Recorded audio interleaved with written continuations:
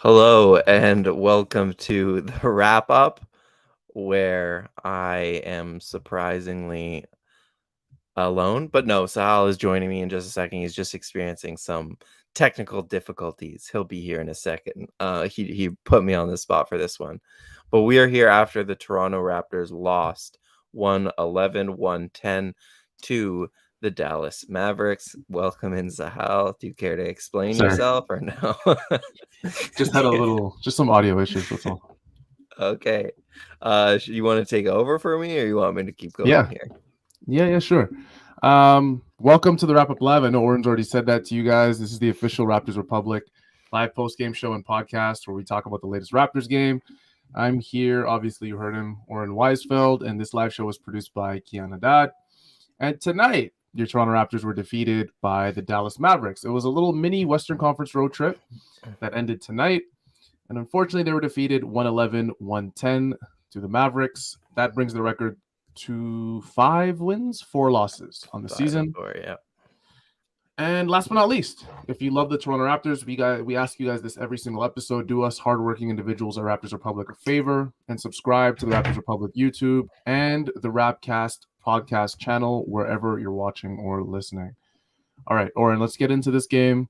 It was in Dallas, American Airlines Center. The Raptors are going against possibly the MVP favorite, I guess, beside Giannis, in Luka Doncic, a guy that the NBA just hasn't found a solution to at all. The Raptors, over the last few years, have tried absolutely everything against Luka. In this game, I guess immediately when the game began, I was thinking we would see what usually the Raptors do, which is just switch up a bunch of things, mix up some man with some zones, switching, blitzing him. None of that happened. They threw Scotty Barnes on him, and it looked like they were fine with that. I mean, you did see some late help situations. Getting into the game, the Raptors did make a run near the end. What did you think overall? Some general takeaways from the game? Yeah, if we could throw up the box score. I mean, Luka had 36, 35. He's averaging 35. So we talked about that at the end of last episode, just how he's averaging that many points, which is pretty wild. But you saw today how much the Mavs offense revolves around him. So to a certain extent, it makes some sense that like he always has the ball in his hands if he's on the court. And man, I tweeted this, but like out of all the star players that I've seen, Luka destroys the Raptors the most because the doubles and the hedging and the trapping and blitzing, all the aggressive stuff they throw at him, no matter how much length is on him and no matter how much tight quarters he's in, he always has a way to get the ball out of that and then to basically create like a 4-on-3 for the Mavs. And they're obviously pretty used to playing in those situations. They're pretty good at it. So anything that the Raptors threw at him, he got out of. And like you said, for most of the game at least, it was a lot of Scotty one-on-one against Luka, and that just did not go well. Like Scotty he couldn't stay in front of him, and most players can't stay in front of Luka. So it was a tough ask for sure, and it felt like the Raptors were okay with like Scotty gets blown by, and then here's your second layer of defense. Like we have a plan for Scotty getting blown by, right? And the plan just didn't really work. Guys were coming off the corners, and the Mavs were making that extra pass, and they were getting really good looks all night. And yeah, tough loss, but overall, I thought the process was fine. Just considering Trent played so poorly and Scotty played so poorly up until the last 5 minutes, we did get some really good performances from guys like OG and Boucher and Otto Porter. Achua was okay. So I guess not all bad other than the really bad thing that we'll talk about later. Yeah. I don't want to get into that right away. I don't want to bring everybody's spirits down. But I guess the Raptors did finally put a string of games together with the same starting lineup, Warren, which has been a difference, I guess, this season. It's been a lot of shuffling this year. Christian Koloko, we've talked about a lot. He's entered the starting lineup, and they went with that, what I like to call the Goliath starting lineup, the bigs all in there. I mean, I guess minus Gary Trent Jr. They started Scotty Barnes, Gary Trent Jr., OG Anunoby, Pascal Siakam, and Christian Koloko, which has been their starting lineup for now the past 3 games and the previous 2 games. Just quickly getting into that, because obviously Fred VanVleet was out with lower back stiffness, and then Kem Birch was also ruled out late just before the game started with right knee soreness. What do you think so far? Just your thoughts about this starting lineup and how they've meshed together so far to start games.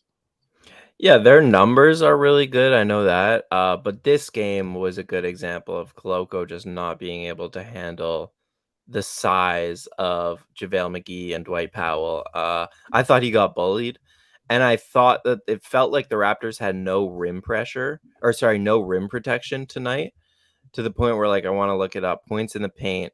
Okay, 50 to 48. So not a huge difference. Both teams definitely scored a lot in the paint, but still 50 points in the paint for the Mavs. That's a little too many. Especially like you're considering they start this huge starting lineup with a 7-footer and all this length. You expect to wall off the paint a little bit.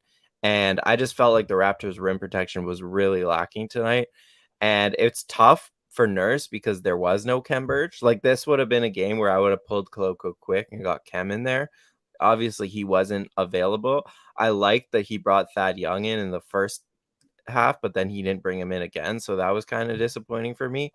Yeah, they didn't really find a solution until Boucher made himself the solution, because Boucher was just so good in the second half that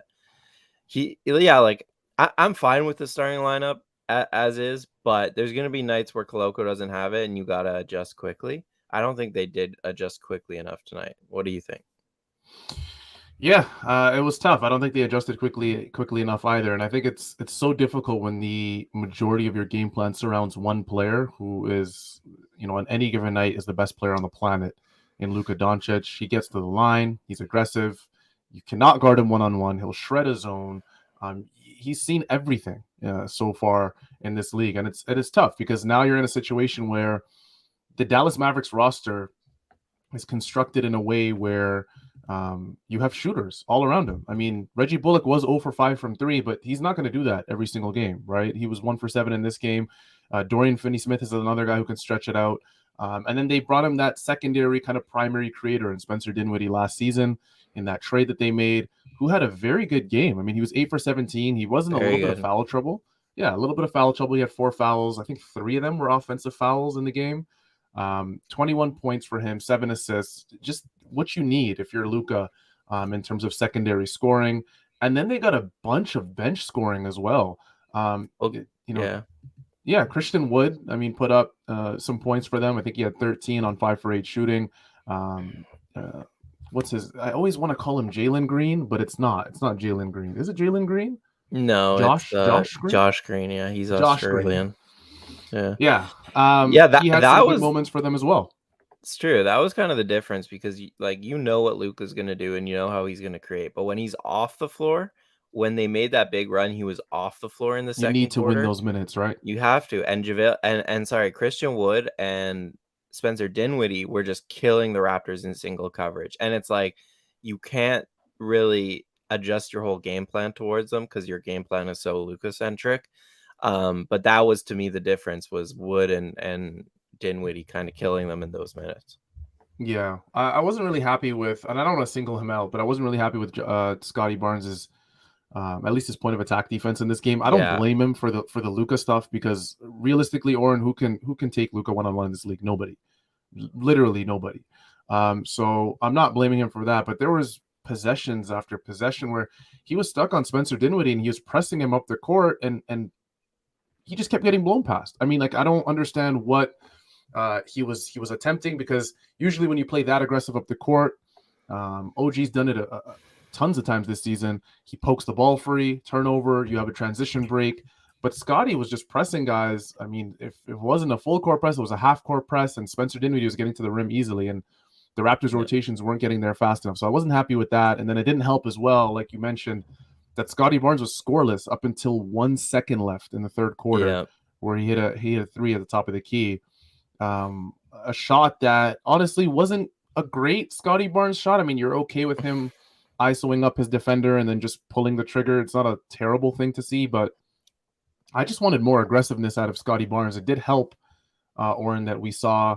That was kind of that aggressive, that lack of aggressiveness from Scotty was replaced pretty adequately by Chris Boucher and OG Anunoby. But let me stay on Scotty here for a second. Yeah, I wasn't happy. Yeah, it's weird because what you're saying is like he was too aggressive on defense and not aggressive enough on offense, Exactly. right? It's definitely true, and it's kind of erased by the fact of he did the last 5 minutes of the game. He went off. He was great on both ends. He finished the game with a triple-double, I think, at first of his career. So, like, yeah, it was when you look at the box score, it was a fine night, but really it didn't start until the fourth quarter for him. And the defensive stuff is so weird because I don't know who I should blame, honestly. Like, I don't know if they're okay with him pressuring Luka like that and ball pressuring, denying, and then once the blow by happens, they play out of that. Like, for some reason, I feel like that's part of their game plan to an extent, or else they would like talk to him out at some point and be like, "Hey, man, you can't do this." For me, his defense on Luka wasn't good enough, but I was thinking the same thing as Trace. Like, I was like, okay, at a certain point, yeah, Scotty got the matchup. That's fine. But at a certain point, we're going to see OG on Luka. And we never saw it. Like, it wasn't until the last possession or something that, yeah, OG went for the steal. It was a stupid play. And he shouldn't have done that. But anyways, like, OG should have had Luka in the fourth quarter. And whatever, play him in single coverage, whatever you want to play him. But OG should have been the primary, I thought. They went to that way too late. And I'm talking like last possession of the game late. And Scotty didn't have it, and it was like, you gotta adjust. Like, Nick is known as a guy who adjusts quickly, and he's like a mad scientist, right? And in this game, it felt like I'm sure I'm missing some of the more intricate stuff, but it felt like a pretty similar coverage from start to finish for Luka. Yeah, it was just difficult to watch. And it's so hard because going into this game, the Raptors played Wednesday night previous to this game. This is a Friday night game in Dallas. And going into the game, I'm sure a lot of Raptors fans are thinking, how on earth is Nick Nurse going to craft a plan to stop this Luka guy? And we told you early on, it was Scotty Barnes, a lot of half-court pressing. And I don't think it was great. I mean, in the moment, Oren, I thought about it like maybe Nick Nurse is just trying to generate a ton of fatigue from Luka with these full-court presses and these half-court presses. Maybe he's just trying to exhaust him. I mean, Luka can't do this all game, but apparently, I mean, if you've watched their 6 or 7 games prior, he can. Luka's a guy with fantastic stamina. He can do this all game long. You saw that one play, and I know this is going to be all over House of Highlights, Bleacher Report, everywhere. I mean, I already saw it on Def Pen Hoops, that little highlight with him just going on a dribbling display and then just throwing up a shot. Luka's just, I don't have words for him. I don't have adjectives for him. He's just quite clearly one of the best players on the planet. Yeah, Hoop Central posted it as well. Precious did everything right. I mean, Luka looked like he was lost. For our podcast listeners who were watching the play at the third quarter, 25 seconds remaining, where Luka just took Precious one-on-one and just dribble left, dribble right, dribble left, dribble right, and then just faded and fell to the ground and then did that little two-handed celebration and ran back on defense. So it's difficult. It's so hard going up against a team like this because it's not just Luka Doncic, right? This team wouldn't win if it was just Luka Doncic. It's other guys chipping in key moments, like we mentioned, Spencer Dinwiddie, Josh Green, Christian Wood, Dwight Powell, the resident Canadian. It's difficult, and it's one of those things where, Oren, you go against Luka later on in the season, and I don't know what the Raptors' plan is going to be for him. I mean, the best adjustment can obviously be the OG primary defender adjustment, but other than that, it's almost like you just got to hope and pray that Luka's on an off game. Yeah, they've never had been good against Luka, and players of his kind of prototype have always burned Nick Nurse and the Raptors because Nurse likes to be super aggressive, and he likes to force guys into tough decisions and tight spaces. And I think part of the Raptors' defensive style is betting on, okay, yeah, you're going to have enough of these 4-on-3 open threes, but we're also going to force enough of these turnovers that it's going to even itself out. And in a game like this, the Mavs actually had 19 turnovers, but the Raptors only had 17 fast break points out of that. So They didn't get on the run at all, and I don't I know if want to they talk about have an that. answer to Luka. Yeah, I want Yeah, to talk about that because, as far as I'm concerned, Oren, I'm just exhausted of the ugly isolation ball, especially to start games. I tweeted that the Raptors need to move the ball around and get away from the your turn, my turn isolation basketball. I feel like almost every run that the Raptors have made this season in singular, whether it's the end of the second quarter, beginning of the third, has come with Siakam being that offensive fulcrum and the ball just flying around. I have a bunch of stats, Oren, that just prove that the Raptors in isolation are not great. I mean, according to the NBA stats database, the Raptors use the third most isolations per game. That's 12.3 possessions. They use isolations at an 11.2% frequency. But guess what, Oren? They are eighth worst in the NBA in points per isolation possession at 0.85. I feel like it's just a tale that stands the test of the test of time. And when the Raptors play like a slow, grinded out half court game with very little transition opportunities that usually result from productive defensive possessions, they struggle.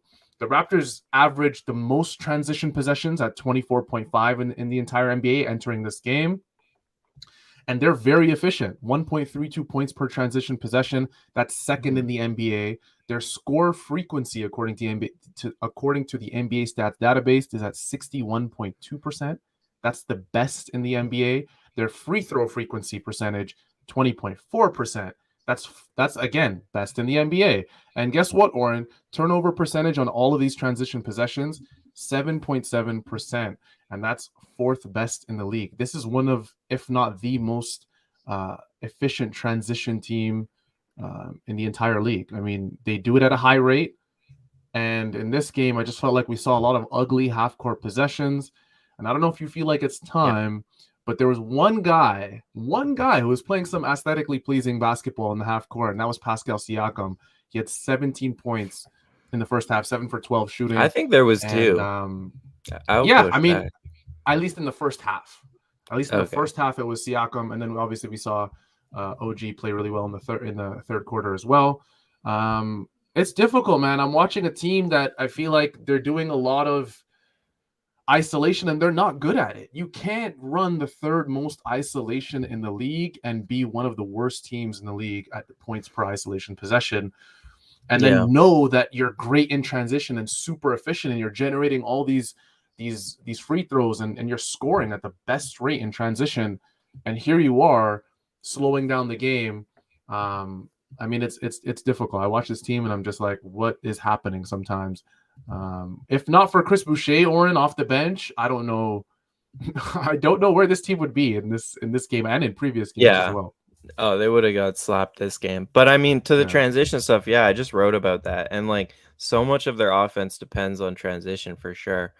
But the Mavs were smart tonight. Like, the Mavs had only 6 offensive rebounds. So it kind of goes to show they didn't throw their bodies to the glass. They really made an effort to get back on transition. So I don't think it's that the Raptors were slowing the game down.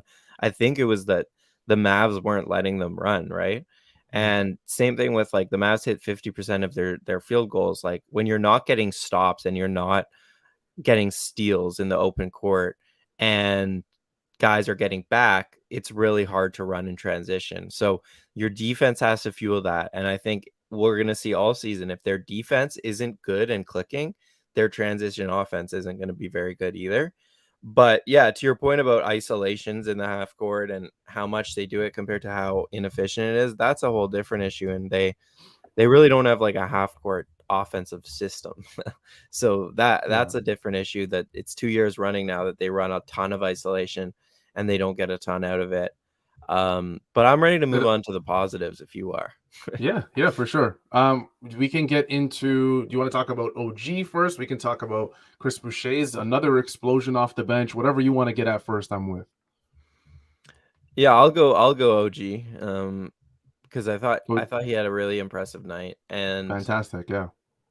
He became the third player in NBA history today to have 5 steals in 3 straight games. So like, yeah, the defense is crazy.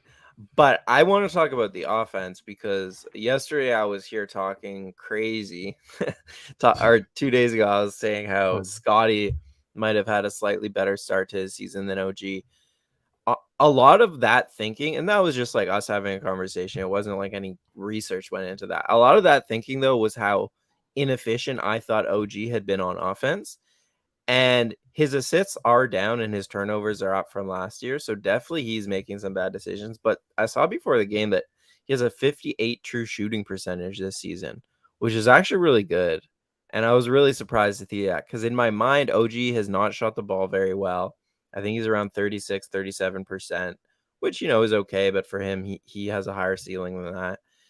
And I've just seen him, like every time he puts the ball on the floor, it felt like, other than the last couple games, bad things were happening.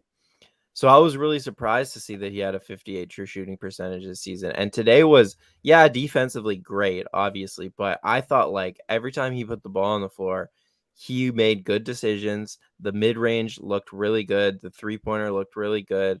He didn't get, I thought some like the Dinwiddie flop. Oh my God. Horrible. That was the terrible call. Yeah. Oh my. Yeah. And I saw it coming Horrible. a mile away. But okay, Yeah. he didn't have the whistle tonight at all. But I just thought he was phenomenal offensively, really in control. And I think if this is what we're getting more and more of as the season goes on, Raptors offense should be a little bit better. And one of the cool things, Oren, that they were doing in this game is that they were hunting Luka Doncic with OG Anunoby in some of these isolation possessions for them, and it was working. Luka's the type of guy where he's not, I don't think, I mean, from the eye test at least, he doesn't look like a horrible defender. You watch him and he has a big, strong body. He's not going to allow you to just, blow past him every time. I mean, he's pretty mobile, I'd say, for the body type that he has. But OG was hunting. I mean, and it looked great. A lot of OG's, scoring opportunities, or at least productive, efficient scoring opportunities, were coming with Pascal Siakam out of the game. And he was creating for himself tonight, like exactly most of his buckets. Yeah, I tweeted as well that the Raptors are going to stand absolutely no chance if one of OG, Gary Trent Jr., or Chris Boucher doesn't have a great game when Pascal Siakam exits, because obviously we're going to get into Pascal Siakam in a bit, but with that injury, you need guys to step up. You're already down your all-star in Fred VanVleet, so you needed a guy to step up, and OG came into this game, and I think you said it was the third time it happened in league history, and I believe it was the first time in Raptors history that a player got 5 or more steals in 3 straight games. So OG, I mean, creating history, a very, very efficient, 11 for 21, 27.7 rebounds, 5 steals. He looked really good in this game. And I want to talk about the guy who has been an absurd player off the bench, my 6th man of the year. I know it's early, Oren. I know it's early to talk about awards, but we're talking about, if you look down the entire Raptors roster, there was one guy, or actually 2, who had a positive plus-minus in this game. I mean, Scotty Barnes is a +1, so he just basically made the cut. Chris Boucher, Oren, was a +20 in this game. He came in, he suffered from just a tiny bit of foul trouble, right? Had a little bit of foul trouble, was out in that first half of the third quarter, and then came into the game and made, again, an instant impact, instant offense. He's doing everything. He's doing everything. He's creating turnovers. He was hitting pull-up mid-range jump shots in this game. He's stretching the floor incredibly well for Toronto, scoring, giving them second chance opportunities, offensive rebounding, a great defensive rebound. I mean, he's been good around the glass just in general, very good at, I mean, I need to really look into his stats at his ability to draw fouls, Oren, because I feel like when he's around the rim, players just can't handle him. You saw one of those plays, Luka had to shove him in the back. And one thing I'll never understand, this is a side point, one thing I'll never understand, Oren, about Luka, he could, commit the most clear-cut, crystal clear foul. You'll look at it on the replay. I mean, he clearly shoved Chris Boucher in the back just before he went up, which is it's a pretty dangerous play. I mean, the Dallas broadcasters were talking about it as well. I mean, that was a clear foul on Luka, and Luka sat down with the ball, so angry with the referees, grasped the ball like this. Sorry, if you're a podcast listener, you don't know what I'm doing, but grasped the ball like Tim Duncan does, during the pregames, if you guys remember that. He was so angry, and I'm looking there. what are you talking about, Luka? Chris Yeah. Boucher has been a revelation. He is my sixth man of the year. I don't care if you call me biased or what. He was a plus 20 at 17 points. You can see it on the screen, 9 rebounds as well. 4 of those were offensive rebounds. He played 30 minutes. Probably not going to play that often unless Pascal Siakam's out, but I've been talking enough. What did you think about Chris Boucher's game? No, I feel like you said it all. We talked about him also against the Spurs a couple of days ago, right? So Yeah. just talked about how he's getting so much more consistent in delivering every single night, it feels like. So I really don't have a lot to add other than in that third quarter when the Raptors came back from down 20 and made it to like down 3 at one point. It was Chris Boucher leading that run, doing a little bit of everything, not just scoring. So yeah, my question I guess would be who gets the tax man, Boucher or OG? We got a rock paper scissors for this or something. Oh, this is tough. Who got it last game? Wait, who got it against San Antonio? I think you gave it to OG. I gave it to Trent. I gave it to Trent. Oh, was it Trent? Yeah. You said, and then it was his first one of the season. So yeah, let me tell you, he's not getting it tonight. He's not. He's definitely not getting it tonight. I'm with you. That was a rough game. This is really tough. You pick, because I picked last game. This is difficult. One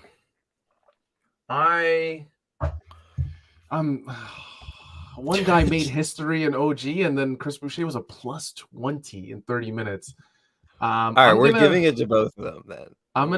We'll give it to both. We'll do CanAm Tax Men of the night. I did it. Or we're in Toronto. We're in Toronto. You're right. Yeah. You're right. 100%. CanAm Tax Men's of the night. And you can see at the top of the screen if you're watching as a live viewer, CanAmTax.com is where you need to go for all your tax needs. You can contact them at 416-243-2912. That's 416-243-2912. CanAmTax.com.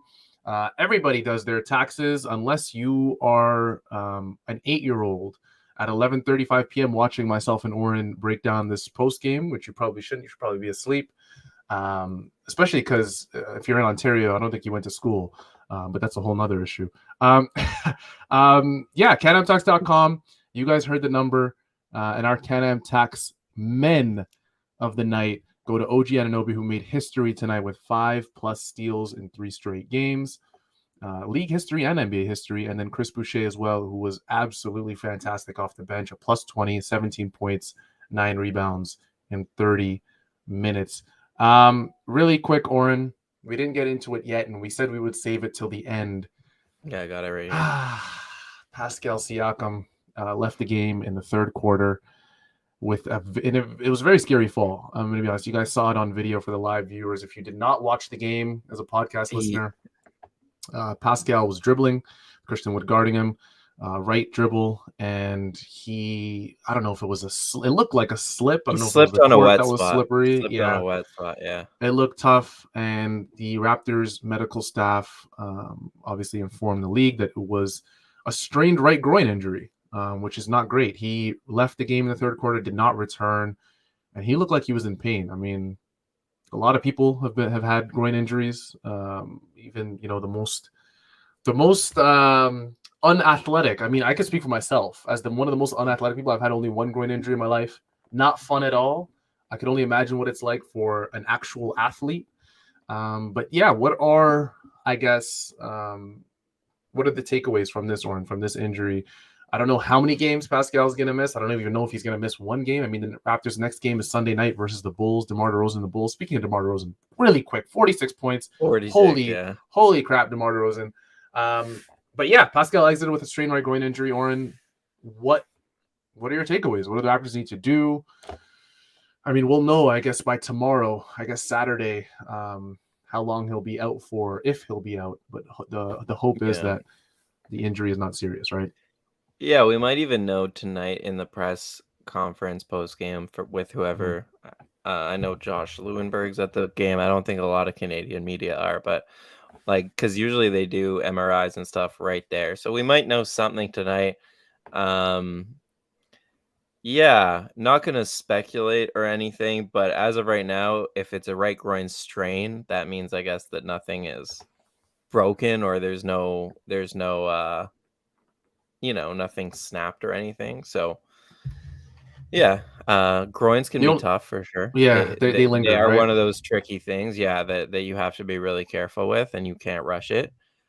So, it could be a little bit rough. Fortunately, I'll say the Raptors are the tough part of their schedule was the first 7 games, and, like, they are in a little soft spot here where it's not gonna be easy or anything. They have a back to get back against Chicago, who's a pretty good team coming up. But Yeah. after that, it's like Pacers, Rockets, Pistons. So, really actually a nice part of the Thunder. schedule. Yeah. Yeah. Yeah, yeah, yeah. It's easy. Yeah.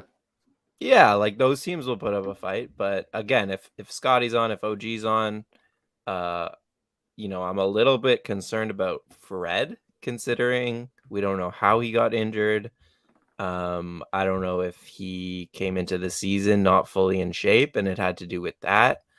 Um, but if those guys are both out, that's an issue. If Fred comes back and Pascal needs to take some time to get to rehab, I think the Raptors are going to be just fine. We'll see. Yeah, I think so as well. It does help, obviously, that guys like Scotty Barnes, OG Anunoby are healthy. I mean, you would hope that Fred VanVleet comes back as soon as possible and returns to the Raptors rotation. Pascal, it's tough. I mean, he's been an MVP candidate this season, clearly. I mean, he's been getting a lot of love from the NBA media.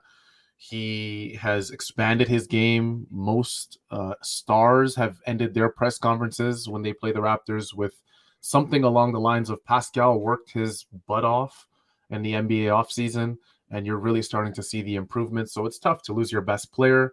Like Oren said, though, the great thing is that the Raptors schedule does get easier. I mean, you can't just call the Rockets or the Thunder, especially the Pistons that are coming up. I believe that's the following Monday. You can't just call those wins immediately, but the schedule does get easier. So Just the Rockets, this, probably. yeah, I'll call that a win right now. The Rockets okay, stink. okay, we'll OKC is take that actually legit though. OKC is good this year. for sure. Um, Yeah. I don't really want to end it on that. It's No, tough. I I got mean, a tweet of the night yeah, just to be kind. Um, but yeah, it was this better be a good one. Scotty Barnes' first triple double. It's really nothing special. I just don't think we said that. First career triple double Mhm. for Scotty on the last play of the game to OG for the 3. So that's fun. I mean, I'm happy. And oh, sorry, and I also saw a different tweet. I think it was the Raptors PR tweet that he is the youngest player in franchise history to get a triple double, Scotty Barnes. So Wow, a yeah, lot of history made tonight. that's yeah, honestly. Yeah, in a Um, loss, unfortunately. exactly. I Um, was gonna say it's but like DeMar getting 46 in a loss. Like it's yeah, nice, but it's I nice. would have been Exactly. rather he That's score the good news. 30 and a win. Uh, yeah, some other cool news from this game was that this was dubbed the international game. The Toronto Raptors had 8 international players, which is the most in the league. The Mavericks had 7 in total. That's 15 players that come from 12 different countries across the globe. That's pretty awesome to see. Just to name a few, Josh Green, like we mentioned earlier, is from Australia. Maxi Kleba, Germany. And then there's a bunch others. Obviously, we know the Raptors. We got a couple Canadians there. We got some African blood as well. It's great. I mean, it's great to see international players all over the place. We didn't even name the most notorious one, Luka Doncic, for the Dallas Mavericks. This was fun. This was fun. I mean, I've said it before. Unfortunately, it was a loss, but I've said that I enjoy Western Conference games. They usually are games that have tons of offensive production from both teams. And the Raptors do head back home on Sunday night. It is a back-to-back, like Oren mentioned earlier, with the Chicago Bulls, a home and away.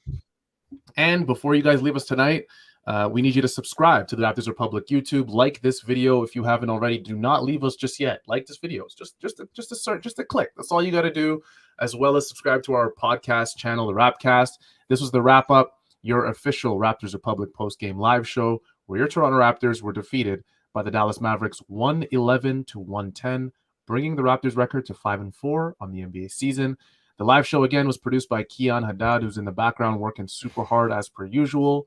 And that was it for myself. So Hal Abdi, again, here with Oren Weisfeld. You could follow us on Twitter. Our ats are, fortunately enough, our first and last names. And we'll see you all Sunday night versus DeMar DeRozan and the Chicago Bulls, who currently also, just like the Raptors, sit at 5 wins and 4 losses on the season. It should be a fun one. It's a home and away. It's always fun to see DeMar DeRozan.